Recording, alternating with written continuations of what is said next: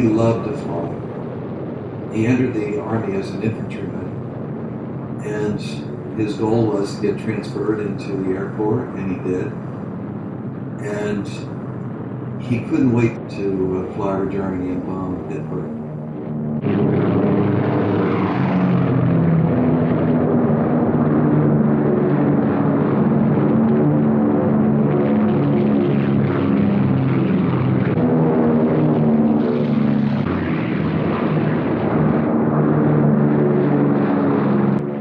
But it was an occupation that was the most lethal in the war. 1 out of 3 of his fellow officers never returned from the air over Germany. He was very lucky to have survived.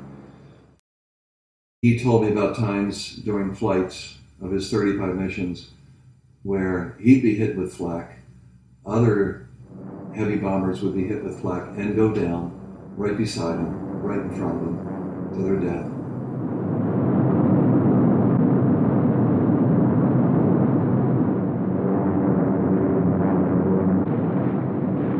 Some flank guns have opened up on us.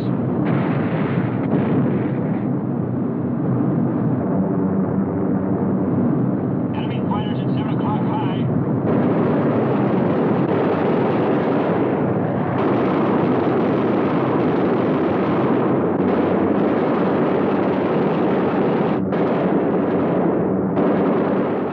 He saw planes beside him carrying incendiary payloads, which, by the way, they were not told that they were carrying those payloads until afterwards.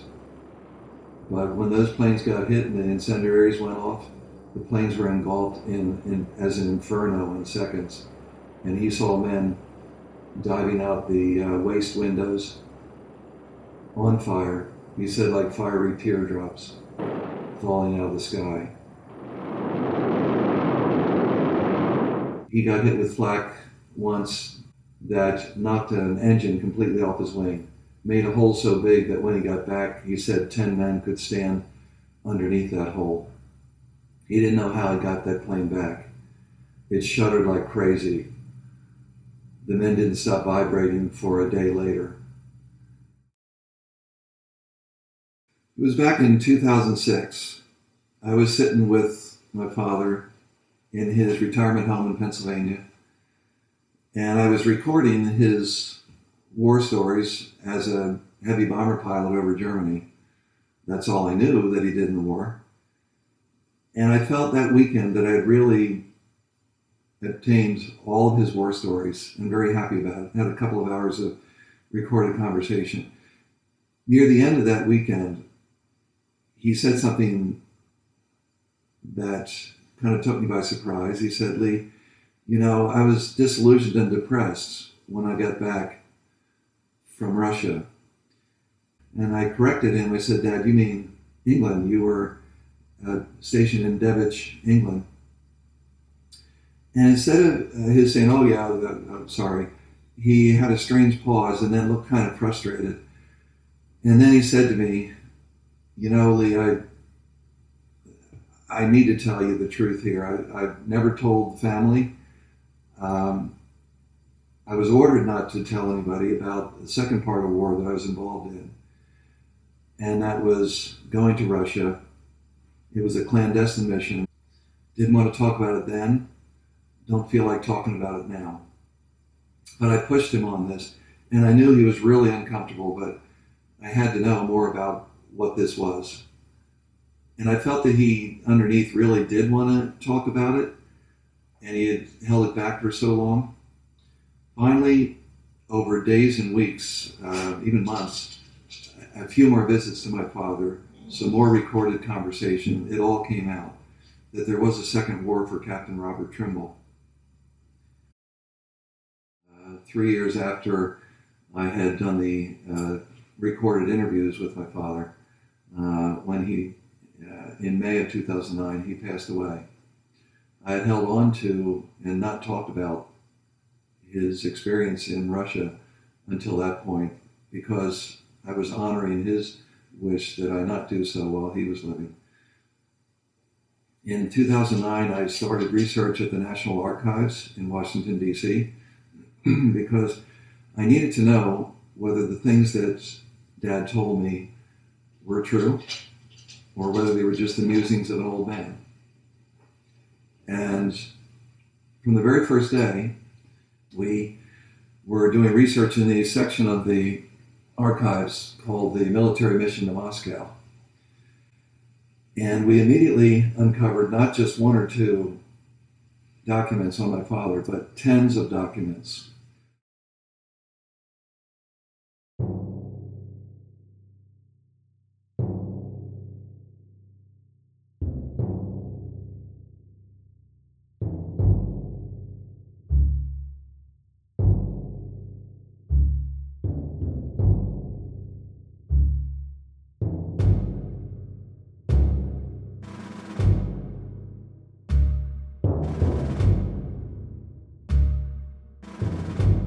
Everything that we had uncovered corroborated things that my father had told me back in 2006.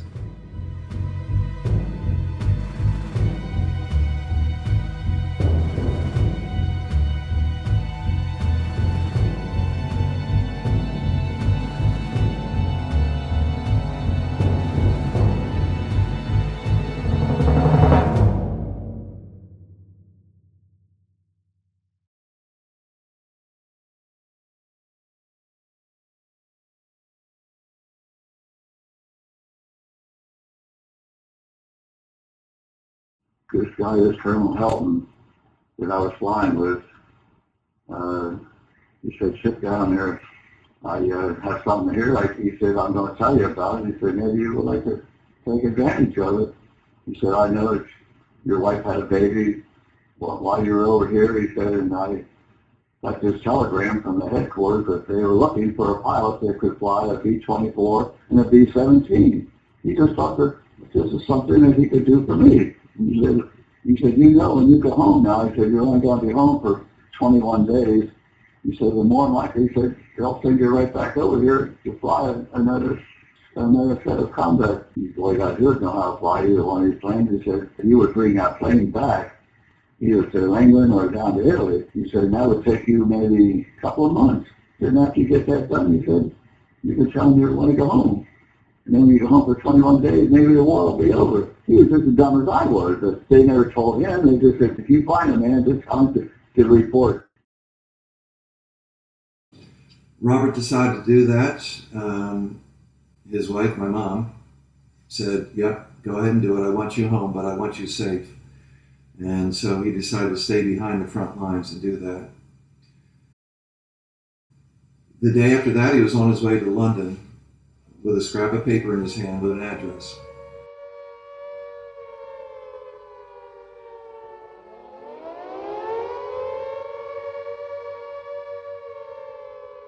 When I was told where to go, that it was just a normal home in London. He gave me the address. I forget the number, like 826 on such and such a street. And when I got down there, I thought I was going to be looking at some military facility, you know, or some. And I stood out there in the street and I just kept studying. Did I get the wrong address, you know? But finally I said, no, I guess I better go up and knock on the door anyway, you know. So I knocked on the door and some lady answered. And she said, are you Captain Trimble? I said, yes. She said, come right in. And now she said, I'm going to make a phone call because they're going to send somebody here to talk to you. They'll be in out of shape from the ambassador's office. I said, holy cow, what in the heck am I getting into here?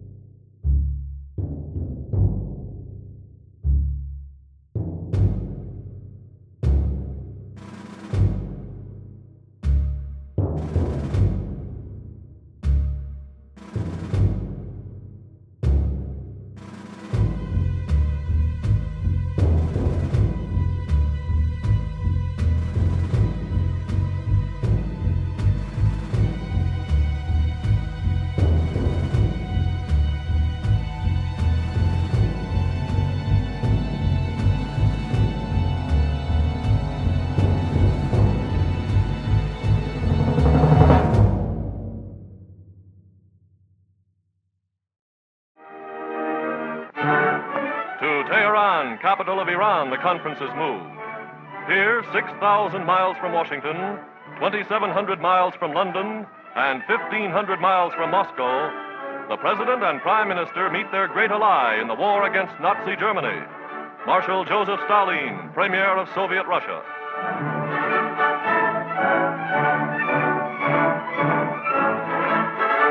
The dramatic conference for which the world has watched and waited.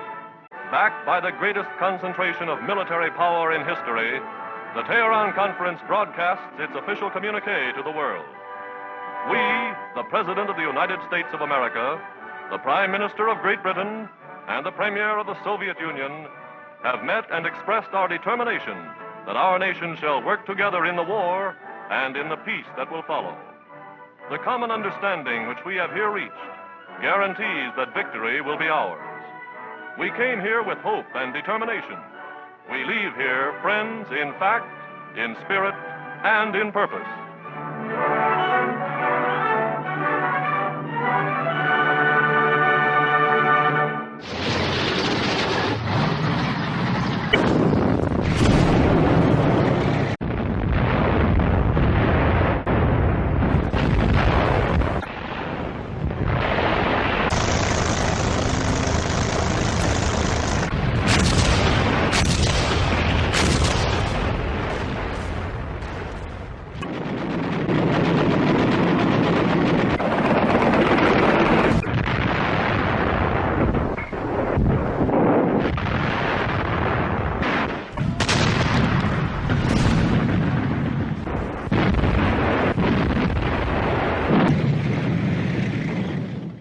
Stalin, even after Yalta Agreement, where we were all supposed to take care of our fellow POWs of other Allied countries, he went back on his word.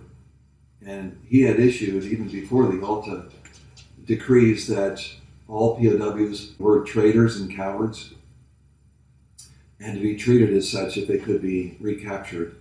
Well, he thought nothing more of Allied POWs either. So that when our men were set loose from the prison camps as Russia rolled through Poland, they did nothing to help them get out of that war-torn land. Stalin would not allow a single extraction unit from the West, whether from the Brits or the Americans, to come into Poland to help their fellow officers get out of there. So we realized this late in the game, and we put together a last-ditch effort to get our men out of there, and that's why we had to do it in a clandestine manner. In their thousands, the suffering inmates were set loose. The Soviets' attitude to the freed prisoners of war was not charitable. Setting the moral mood for the great patriotic war against Nazi Germany, Stalin had decreed in 1941 that there were no prisoners of war, only traitors and cowards. His declaration, coupled with the culture of savage violence on the Eastern Front, led to cruel treatment and even atrocities against former Russian soldiers who were liberated from POW camps. It also affected the treatment of Allied ex-prisoners. They were left to wander, starving, sick, and dying. Some were fired upon indiscriminately by Russian troops. Some were robbed. Many more were marched to the rear and abandoned. Even worse, hundreds were rounded up into camps where they were treated as potential spies or anti-Soviet partisans and kept in squalid conditions. Those who were able to went into hiding in the forests and abandoned farms, where they mingled with freed slave laborers and escapees from the Nazi death marches. The fortunate ones were given shelter by Polish citizens. Many lost hope of ever seeing their homes again. A tense, increasingly angry exchange of letters between President Roosevelt and Marshal Stalin failed to resolve the situation. The ex-POWs were caught between callousness and politics. Stalemate. President Roosevelt, his diplomats, and the United States military high command were left with no option. Relations with the USSR were tense and deteriorating, but had to be preserved. If they were going to save their missing men, not to mention the other Allied ex-prisoners, from starvation, imprisonment, and death, they would have to go undercover. The options were limited. The OSS European branch, based in London, had no established presence in the regions where the POW camps were. However, the United States did have just one small foothold in Soviet-occupied territory, the airbase at Poltava in the Ukraine. The Russians had allowed an American unit to be set up there to service long-distance shuttle bombing operations from England and Italy. The shuttle missions had ended by late 1944, and Eastern Command had been scaled down to a tiny winter detachment with few duties, almost forgotten, just waiting for the war to end. Poltava, a tiny dot of freedom in a sea of communist red, would be the base for the Covert rescue mission. They had the location, they had the mission. All they needed was a man to undertake it.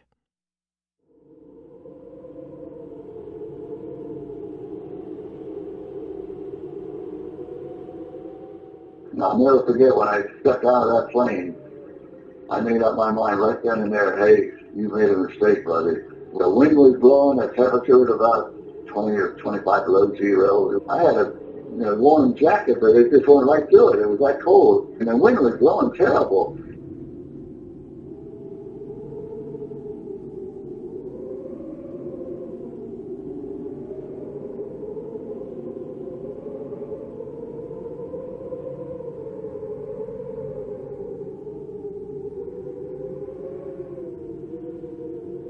When I stepped out of that plane, I said, this is it. This is it for me. I said, I'm going to have to make some kind of changes here. Well, I got the changes on right. I wasn't going to fly any planes.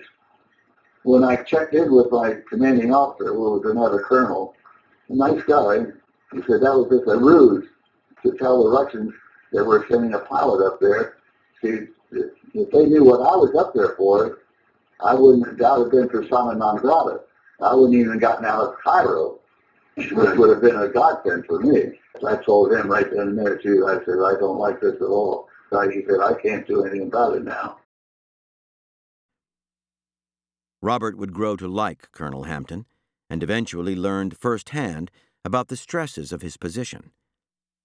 He greeted Robert with a sour smile. "Welcome to paradise, Captain Trimble," he said. Robert laughed and murmured something about being keen to take up his duties. Hampton frowned sternly at him. "You're not here to be a ferry pilot," he said. "Didn't they brief you in London?"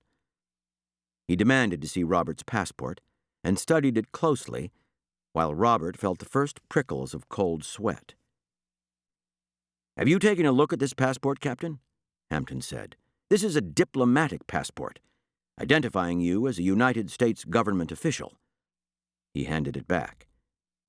"You're not here to be a ferry pilot," Hampton repeated. "I have enough pilots for the work we do here. That was just a ruse to get you out here. Your appointment comes from the military mission in Moscow. You'll be working with the OSS, Captain Trimble. You're going to be our agent in Poland." He'd been lied to right from the start. He could excuse his old commander, Colonel Helton. He'd almost certainly been just as dumb about this as Robert himself. But somebody somewhere in the shadowy upper reaches of the chain of command had cooked up a lie and made him eat it. His course was set, and there was nothing he could do about it. They'd caught, plucked, and basted him without him even realizing it. How could he have been so stupid? The thought that he had traded the opportunity to go home to Eleanor, even if it was just a couple of weeks, for this nightmarish mission that sounded like a one-way ticket to a garret or a firing squad, it was enough to make a man weep. Robert's first impulse when Colonel Hampton delivered his dry gulching was to rebel, but he suppressed the urge. It wouldn't do here, in this back-of-beyond place, with this dark-eyed nemesis staring at him. So he bit back his indignation and asked what kind of agent he was meant to be, what his task was. and what the OSS had to do with it. "Don't worry," said Hampton. "We're not going to parachute you into Berlin or anything like that." Robert was glad to hear it. But when he heard what was going to be done with him, he almost choked. He listened dumbly as Colonel Hampton gave him his first unsettling glimpse behind the curtain. "Officially, your role will be aircraft salvage and air crew rescue, but that's just your cover. What you'll really be doing is penetrating into Poland to make contact with POWs. It's your job to gather them up and get them to safety." Robert was assured that the Soviets would tail him relentlessly and do whatever they could to track and restrict his movements. But they couldn't touch him. His diplomatic passport, plus his status as an authorized U.S. officer on sanctioned aircraft salvage business, should give him immunity from arrest and detention. That was the theory. As he would learn later that day, when his briefing got down to details and he met the two men who were going to be his contacts out in the field, his diplomatic status would actually put him in greater danger. He would just have to ensure that the Russians didn't discover what he was doing and watch them even more carefully than they watched him.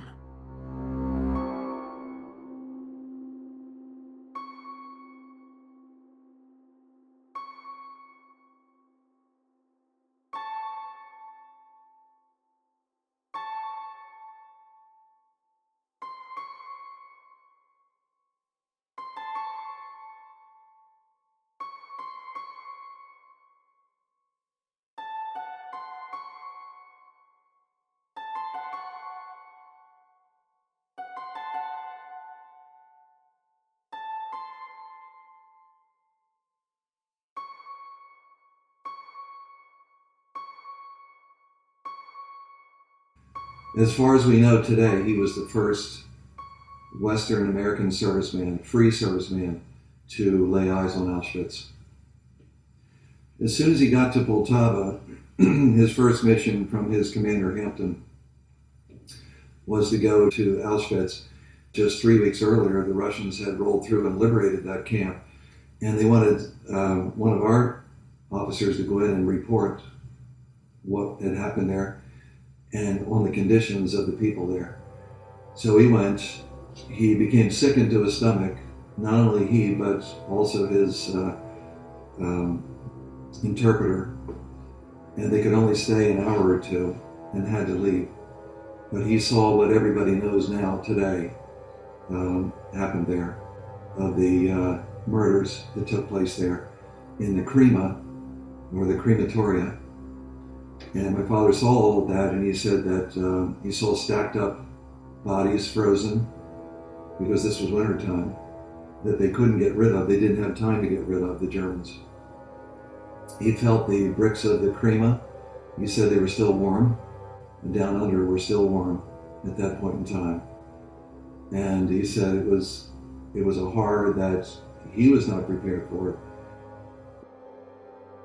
By the time Robert viewed Auschwitz-Birkenau, the worst was past.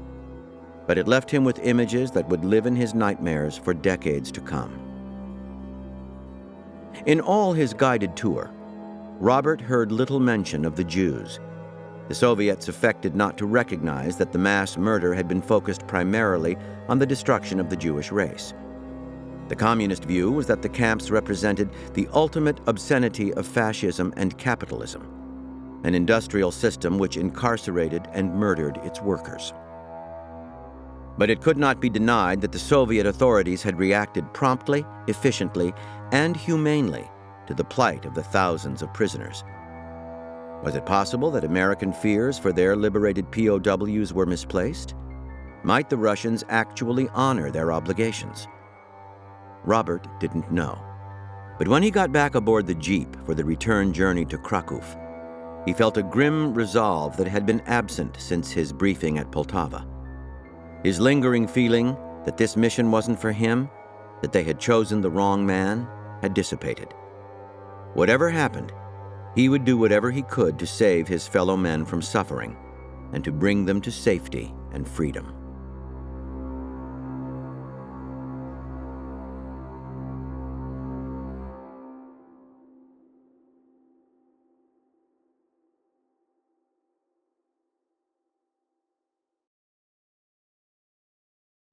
He had to go in on foot.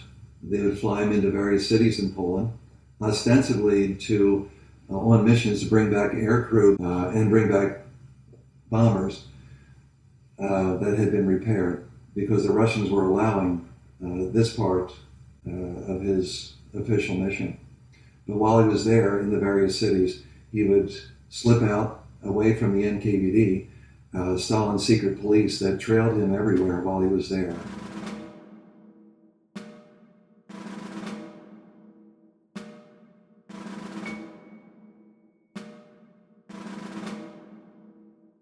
But he was able to give them a slip.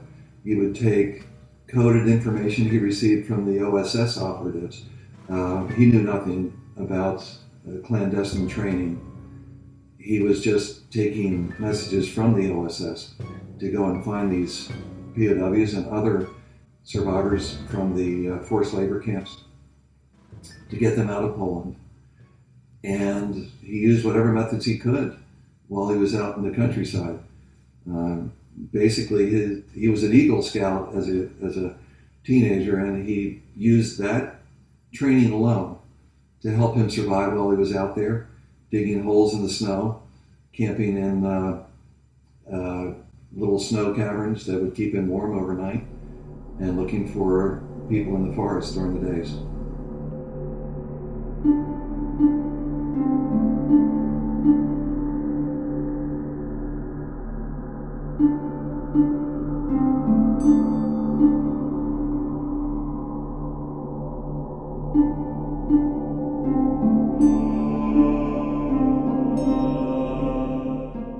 I would be out there, when I'd be out there sleeping on the ground. I don't even talk about it today because I was so happy to get it home safely, Even if the Russians were trailing me something fierce, might as well with maybe, usually I would charge $15,000 worth of American money.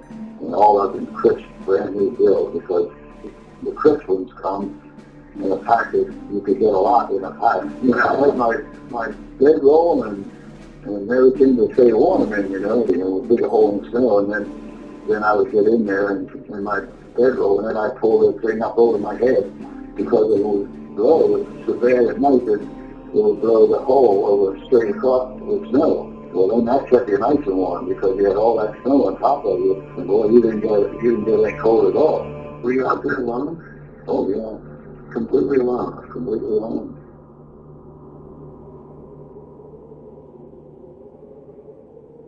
As so often in this environment, as so often for all the scattered people in the world, his thoughts drifted homeward, and he wondered what the women in his life would be doing this minute.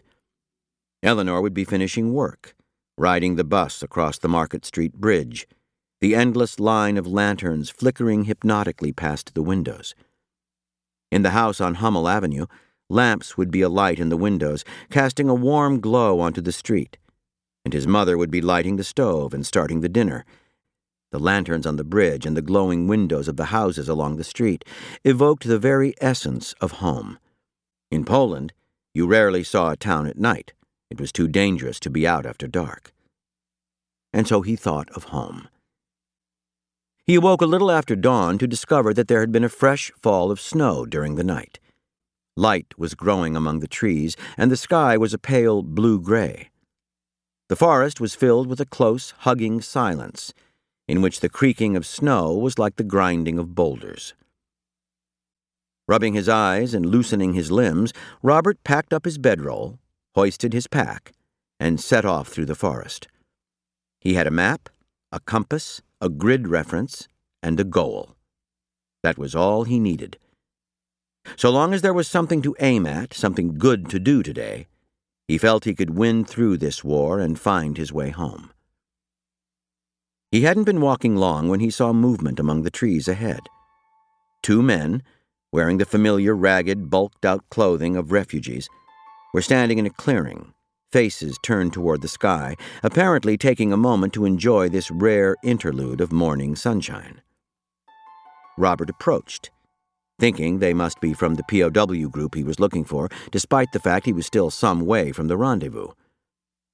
But as he came closer, he noticed that one of the men had on blue-striped trousers beneath his overcoat. The Auschwitz complex was only a few miles from here. Suddenly, the men noticed him and began to back away nervously. Robert called out, "I'm American. It's okay."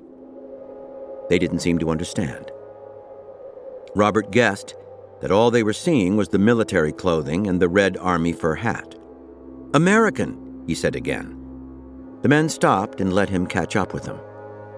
A light of recognition dawned, and they broke out smiling. Shaking him eagerly by the hand, they indicated that he should follow them. Robert reckoned they had gone a quarter of a mile or so when they came to a scatter of abandoned farm buildings. The two men called out a greeting, and Robert watched in astonishment as, in ones and twos, timid, ghostly figures emerged from the broken-down doorways of the sheds. There must have been dozens of them, some wearing the distinctive striped Auschwitz clothing, most dressed in the usual mess of salvaged coats and filthy-looking blankets. It gave Robert a shiver when one of the men stepped forward and spoke in English with an American accent. It never ceased to seem alien, hearing the voices of New York, Texas, Pennsylvania, California, issuing from the mouths of emaciated, peasant-clad ghosts in some out-of-the-way corner of Poland. Robert explained that he was here to help get them out of the country. The news was received like a divine revelation. The POWs had no idea that the outside world knew about them. The rest were refugees from Nazi labor camps, as well as some Jews who had escaped from the SS during the terrible death marches from Auschwitz in January. They had attached themselves to the POWs in the hope that they might help them to salvation, not realizing that the Americans were as firmly trapped in Soviet Poland as everyone else. Robert looked at the circle of faces, some despondent and sick, others regarding him with hope and delight, and felt a flutter of panic at the thought of sneaking this many into the city and onto a train. But there was no time to waste on worry.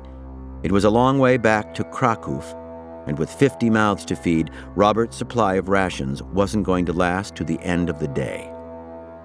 He could only take responsibility for the Allied POWs, but he was willing to put all the civilian men who wanted to leave Poland onto a train for Odessa along with them. There was an outburst of jubilation, and Robert was shaken by the hand and embraced.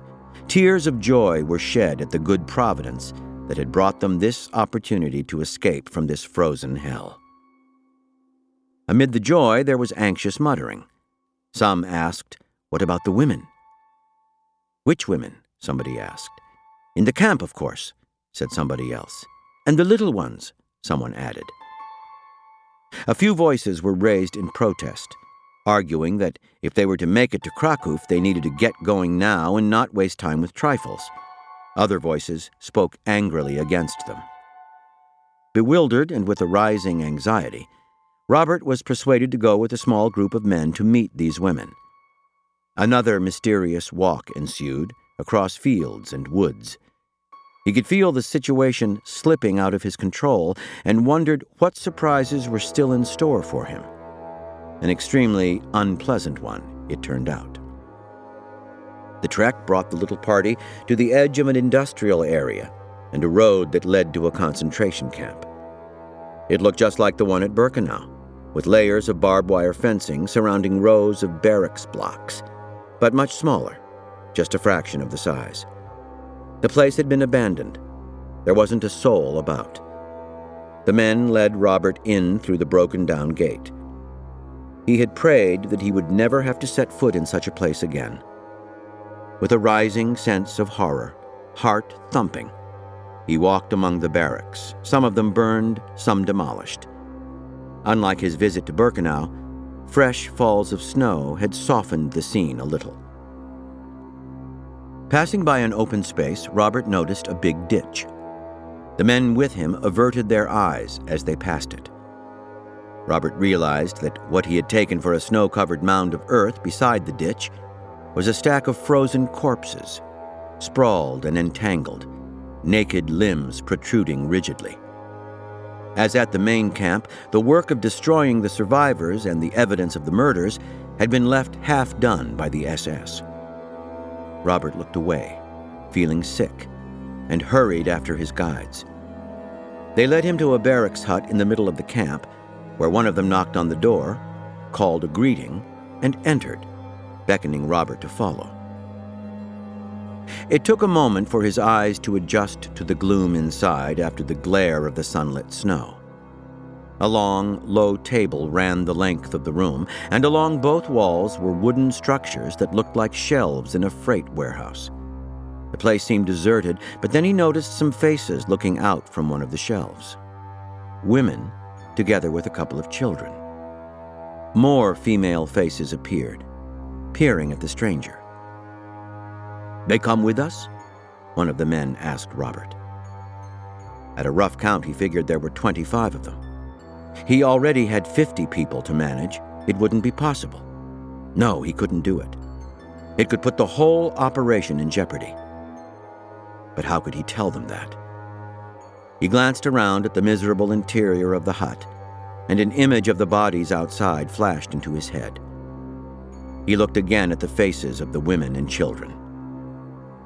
"They come with us," he said.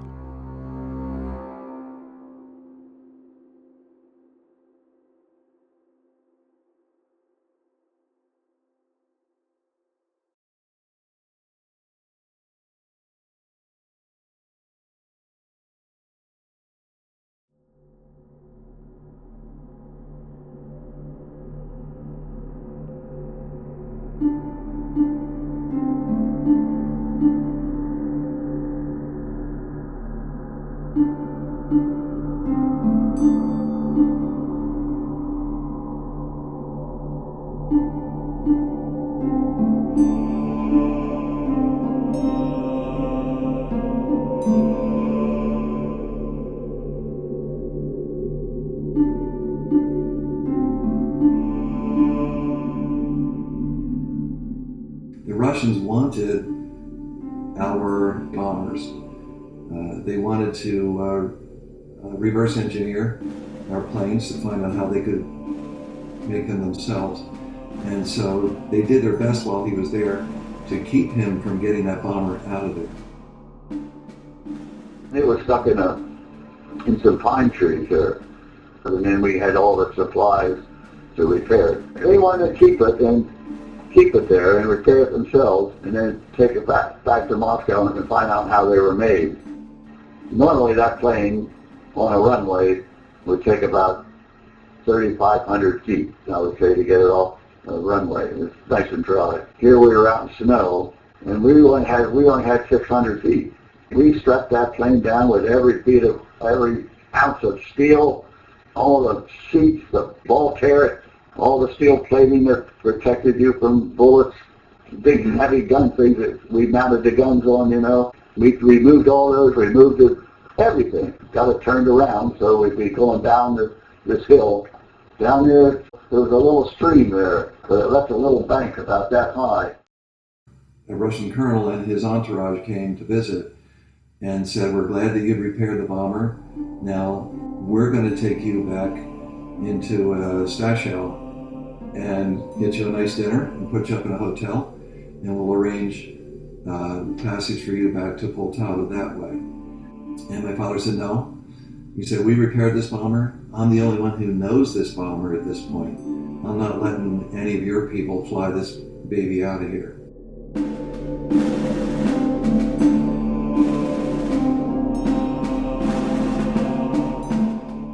So he said, "You got to be aware of that if you're going out on the place by yourself." I said, "What do you mean?" He said, "Well," he said, "they'll tell you that they want to take you in town to a nice warm place to sleep."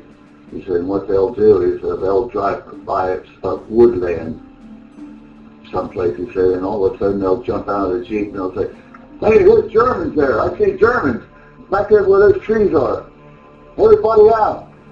And then what they wanted me to do was to get out and go around the Jeep, see, for protection. Then they'd have two of their men come around behind me and shoot me. That's who they wanted to get rid of. I said, "No," I said, "we're not going back with you anywhere." I said, So then that's when I pulled my pistol, and I just went right up to this Russian colonel. And he said, I'm a colonel. He said, you're only a captain. You're going to do what I tell you to do. I took that pistol and I pointed it right at his old gut. And I said, I'm telling you something right now. I'm not going with you. I said, but I would invite you to come up right now and talk to all my men and let them tell you what we're here for and what we're going to do. We're going to fly this plane out in the morning. Then he walked away and said, you'll hear about this. He said, when you hear about this, you'll hear from Moscow. He said, because I don't take this kind of talk. So I just got the heck out of there and walked back up the plane. Same, I turned my back to him.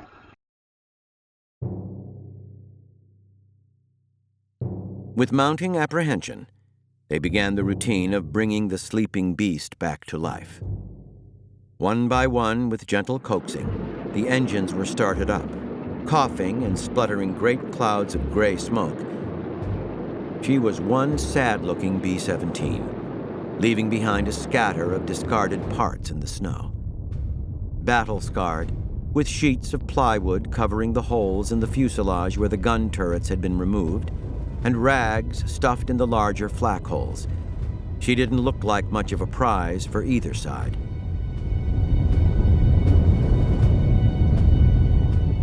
With the engines roaring, blowing up a hurricane of snow and whipping branches off the trees, Robert held the control column hard back against his belly, fighting to prevent the fort pulling herself over on her nose. "They're coming!" yelled a voice in his headphones. He glanced out the window and saw 2 jeeps pulling in at the field entrance. Russian soldiers jumped out and ran toward the plane. We ran down there as hard as we could get, and then we bumped into this bank, and that made the plane bounce up. And then it settled down, and it settled down and just barely touched the snow. Just barely touched that snow, and it took flight. And then we went on, made a normal takeoff, and made a turn as quick as we could to get on the direction we were supposed to fly, before we ran out of gas. But we didn't figure on running into a snowstorm. The storm forced them to stay in Lvov for a number of days. And while they were there were so many POWs wandering about, not only in the Lvov region, but all of Poland, that they came across many during that time. He was out for a walk one particular day and came across a couple of armed Russian guards escorting some POWs within the town. And he stopped them and asked who they were, and they told him they were POWs, and he said, well, you're coming with me. And the guards protested, but he showed his diplomatic passport, and he took them with him.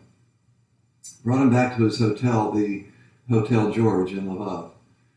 Because this became an international issue at that point, with the Russians now knowing that they had these POWs in their control, they were forced, Robert, my father, was forced to give them up to the Russians temporarily, being promised that they would be held in a detainment camp under the best of conditions. And then about 2 days later, these men escaped from the detainment camp because they were horrible conditions.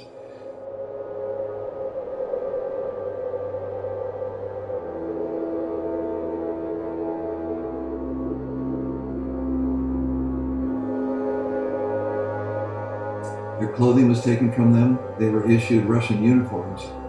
And God knows what they were going to do with them now that they were in Russian uniform. So they escaped, worked their way back to the Hotel George, sought out my father, and at that point, he decided they were coming back with him.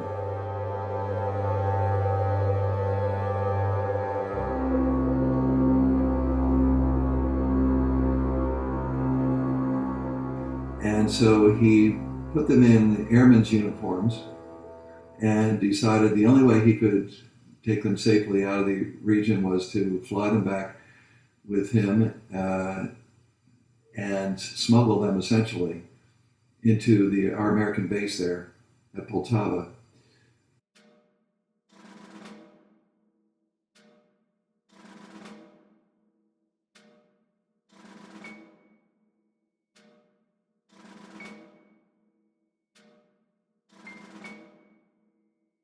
That was sort of the straw that broke the camel's back.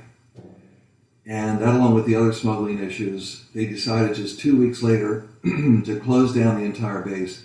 No one allowed off base, no flights in or out.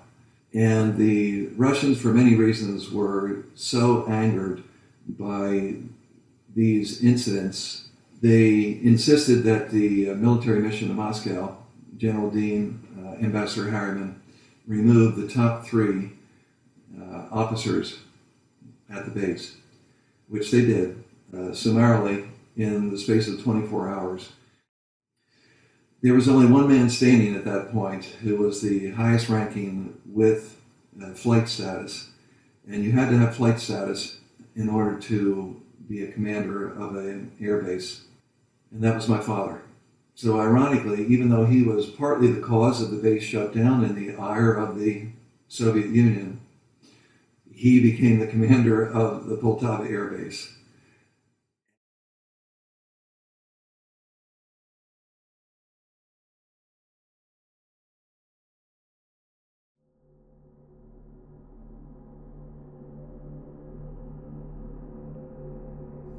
His own superiors in the American embassy were doing whatever they could to appease the Russians and not much to help the Americans at the base. And partly because they needed to continue to have a presence in Russia because for many reasons, including having a Western point of attack if needed on Japan. Captain Trimble furiously fought for the rights of the men at that point in time. He felt that Americans, both his men at the base as well as all POWs in Poland, were just pawns in a higher game, political game.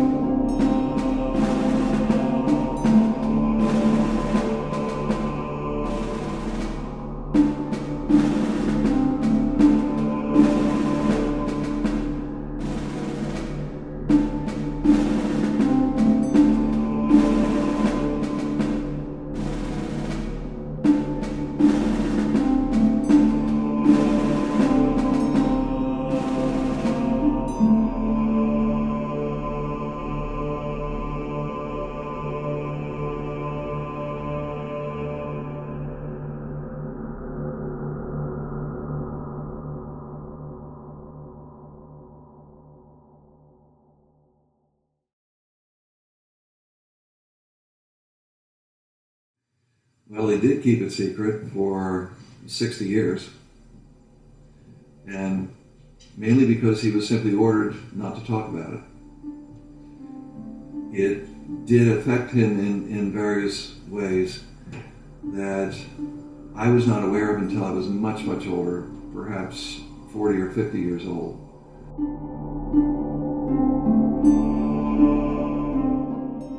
He came back from the war with PTSD.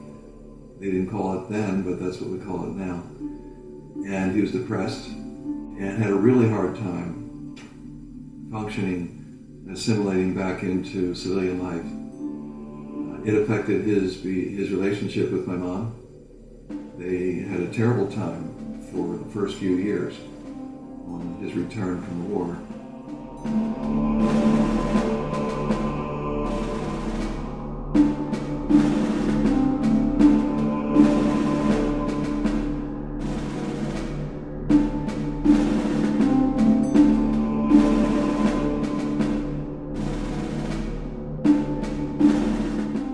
He was never one to ask for any reward of any kind.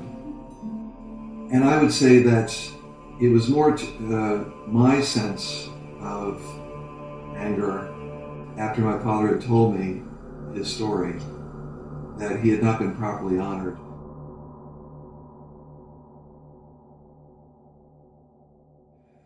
At the bottom of his cigar box he had held for 60 years, there was a French medal, the Croix de Guerre, with a silver star.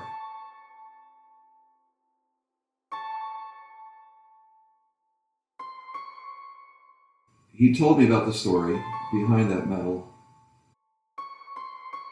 One time I recovered 400 French girls, young girls. They were captured in France by the German army, and they shipped them into Poland to work in the farms.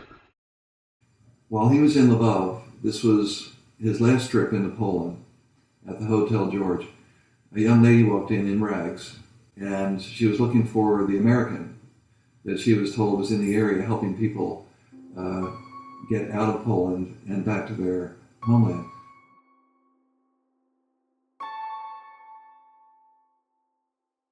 "3 years ago, she had been a free woman, or as free as you could be in a Nazi-occupied country. She had kept her head down, minded her own business. Then came the labor conscription. At first, the Germans tried to tempt young French people with promises of pay, but few people wanted to go hundreds of miles to a foreign country to work for the occupying power. So the Nazis switched to their natural way of doing things: coercion, the service du travail obligatoire, compulsory labor service. All men aged between 18 and 50, and all women between 21 and 35 were eligible. Failure to register for the STO was punishable by up to 5 years in prison. By February 1943, more than 160,000 French civilians had been swept up in the STO. Isabelle was one of them. They were put on trains and sent to Germany. The majority labored in German factories, but Isabelle was among the thousands put to work on the farms of Germany and Poland. They were not technically slaves. They were paid on a scale according to race. But in every other respect, it was enslavement. The workers were herded into camps, which were run on the same model as all the Reich's prisons. By 1944, there were more than 5 million foreign workers in the Reich's factories, mines, and farms. Altogether, forced laborers made up about a quarter of Germany's entire workforce. As was the way of things, the women in each category suffered more than the men. There were rapes of female workers by their overseers and commandants. From the earliest days of the forced labor program, brothels for the use of male workers were set up in the camps. To prevent the crime of miscegenation, the prostitutes were drafted from among the female workers of the appropriate race. It was a living nightmare, but worse was yet to come for the forced laborers. As the war dragged on and the Reich shrank, food became scarce. Starving laborers began to rebel, taking to robbery to feed themselves. In dozens and in scores, they were put to death. On the Eastern Front, as the Red Army closed in, SS units were killing foreign workers who tried to avoid being driven along with the retreat. Not far from where Isabelle herself had been incarcerated, a group of her own compatriots were killed for attempting to escape. At Oppeln in Silesia, French laborers trying to hide in a cellar were driven out by Germans with flamethrowers, herded together in a farmyard, and shot. They were a few among many. Most were force-marched westward, along with the POWs and the concentration camp inmates, but hundreds, thousands, escaped the roundup and went into hiding. Among them was Isabelle. The women headed east and hid themselves in the Polish countryside, not far from where they had been enslaved. Like most other liberated prisoners, they feared and avoided the Soviet forces. Isabelle's little party of French women made contact with other groups, and soon there was a network of them, all women, scattered across the countryside near Lvov, hiding out in barracks in the former camps or sheltered in abandoned farm buildings. One question went back and forth between them, without an answer. How can we get away from here and get back to France? They were trapped. But then they heard the rumor about the American officer who helped people get to Odessa. He was hard to find, they said, let alone to contact. Sometimes he'd be in one city, sometimes in another. And he was only interested in prisoners of war, particularly Americans. Would he be willing to help French civilian workers? It was worth a try. Isabel, who spoke some English, was elected to seek him out.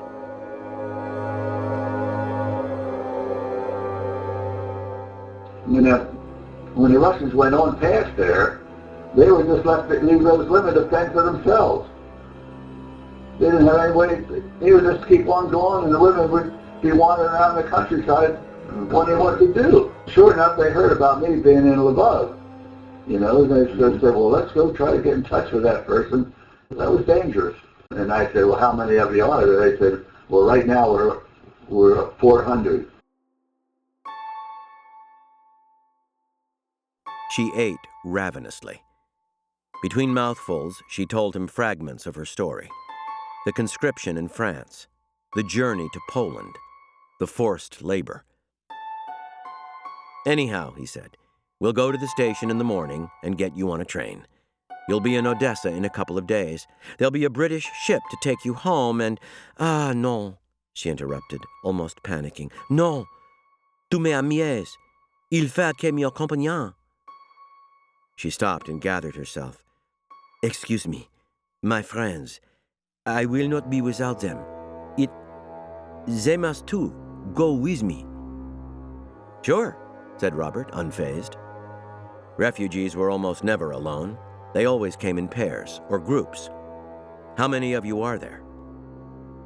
In his head, he started working out ticket costs and a plan for getting them to the train station without attracting attention. 400, said Isabel carefully. Robert blinked. I think you mean 40. 40 was a lot to manage at once, but he'd handled larger numbers. He went back to his mental arithmetic. There was a pencil lying on the table. Isabel picked it up and wrote on a piece of paper, 400. I can count, she said. 400. The number swam in front of Robert's eyes. It wasn't possible to get that many out in one go. No way in the world. 400 French women marching through Lvov? They'd be arrested before they got within a mile of the station. In the meantime, he had other calls on him, other people needing help. That night, he lay awake on the hard floor in his parka, trying to work out a solution. He couldn't bring 400 women into Lvov, and he couldn't split them into groups. There had to be another way. And then the solution dawned on him. Couldn't bring them into Lvov. That was the answer right there.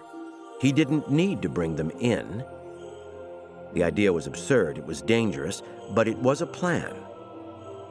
He was going to need a whole train. He didn't know what to do.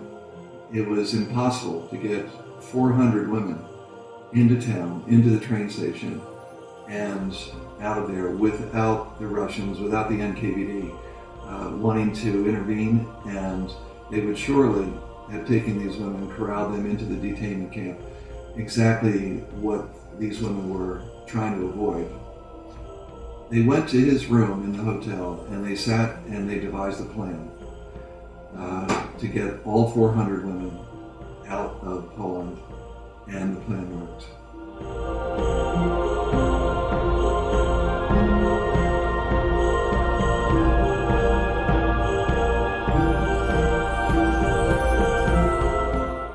And then they would go on this train. They knew more about it than I did because they'd been working there for, I guess, a couple of years.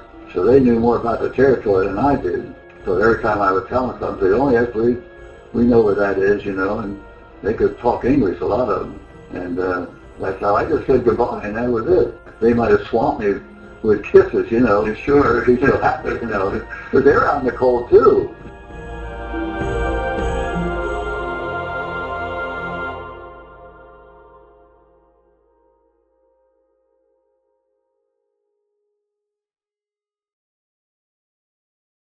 that's the last I saw of him until I got down to San Antonio, getting my discharge, and I found out that the word did get back to France, and it got to de Gaulle. From San Antonio, they called me on the PA system on the field there, and asked me to come there the next morning. And then they flew me in a plane up to Wright Air Force Base up at Dayton, Ohio. They said, "You're going to get a medal." That's all they told me. The ambassador to the United States, the French ambassador, so he was actually the one that gave me my medal. I got a medal for putting 400 girls on a train. I still laugh about it today. It was a beautiful medal. It was a Croix de Guerre with a silver star. A beautiful medal.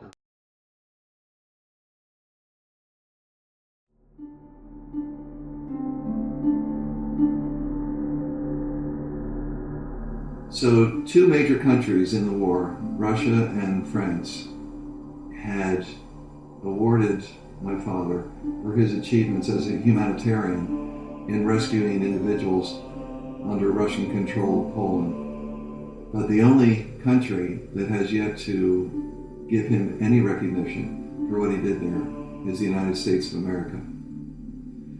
And so today, it's one of my missions to go to Congress or the White House, and we're working on this, to find honor that's due for my father.